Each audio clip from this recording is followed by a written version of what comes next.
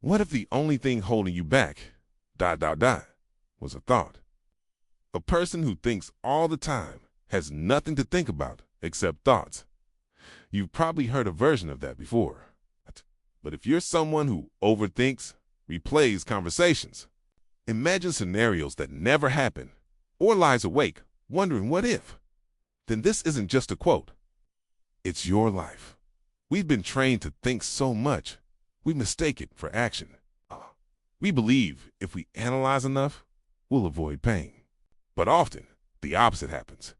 We become paralyzed, stuck in loops, afraid to act. This story is not about someone who had it all figured out. It's about someone who thought too much and then stopped. Because he reached perfection, but because he dared to leap. This is Miles' story. But it's yours too. Let's begin. The invisible man Miles lived a quiet, predictable life. Work, home, sleep, repeat.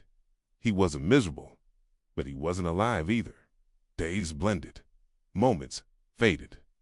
Life passed him like a train he missed long ago, and all the while, his mind kept talking. Should I have said that? What if I fail? What if they laugh? His thoughts were so loud, he could no longer hear his own instincts. One morning, standing at the mirror, he noticed a wrinkle. Not age, expression. He looked tight, worn, not from experience, but from tension, self-imposed.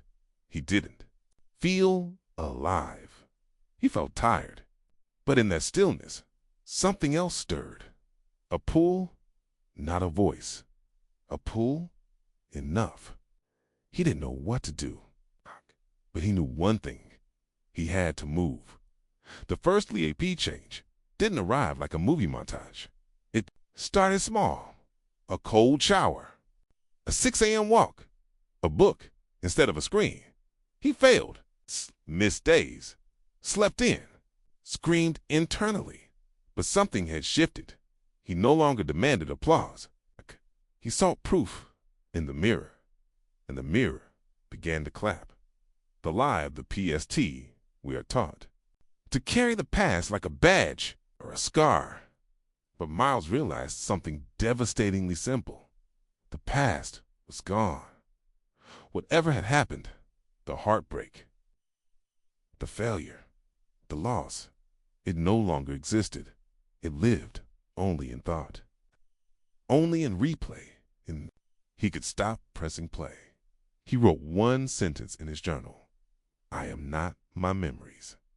The myth of the 𝐓𝐡𝐞 felt equally heavy. Plans, expectations, what ifs. But Miles noticed a strange thing.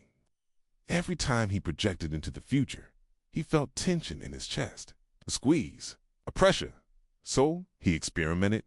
He brought his attention back to his breath, to the scent of coffee, to the feel of socks on his feet. Relief. He wrote again. I am not my projections. Who am I without my thoughts? He sat one evening, the phone. No TV just himself. The silence was deafening. Then came panic, then sadness, then boredom, then peace. Thoughts floated by, but he didn't chase them. He watched, and in that moment, he saw it clearly. He was not the thoughts. He was the one witnessing. Them becoming the 𝐋𝐢𝐯𝐞 he stopped waiting for signs. He became one. He didn't need permission, or readiness, or validation. He needed action, alignment, momentum. His mantra, just take the next step. And when fear whispered, but what if you fail? He whispered back, then I will grow. The power of 𝐓𝐴𝐶. He read about rivers, about judo, about surrender. He understood. You don't conquer life by force. You flow with it. You ride. The current. You stop resisting. Control is a myth. Influence is real. So he let go. Just enough.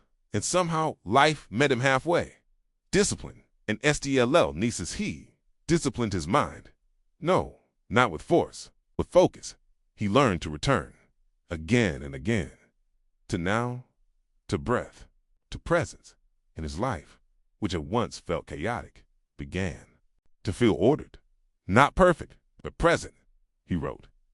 Be where you are or miss your life. Pain is a part of us of days still hurt, memories stung, dreams delayed. People changed, but he no longer resisted pain. He sat with it, let it speak, then let it go. Pain became a teacher, and eventually a friend. Choosing 𝐓𝐡𝐞 are not what happened to you. You are what you choose now. Miles began shedding old roles. Not the quiet one, not the reliable one, not the overthinker. He became ... free. Free to choose. Free to act. Free to live. Presence as a 𝐓𝐡𝐞 𝐍𝐴. When you are fully here, people feel it. Miles walked into rooms differently. Not louder, it's present. He listened, saw people, gave them space to be. Presence became his power. Damn, people felt it. So did he. What would you do if you weren't afraid? This question changed everything. He asked it daily, sometimes hourly. And every time fear tried to answer, he asked again, what would I do if I weren't afraid? The answers were always bold, true, alive. He followed them. The gift of this moment too. You know why it's called the present? Because it's a gift, not just a cliche. A lived truth. Miles drank coffee slower, hugged longer, said I love you without flinching. He lived like time was currency, because it was. The gentle 𝐴 and G.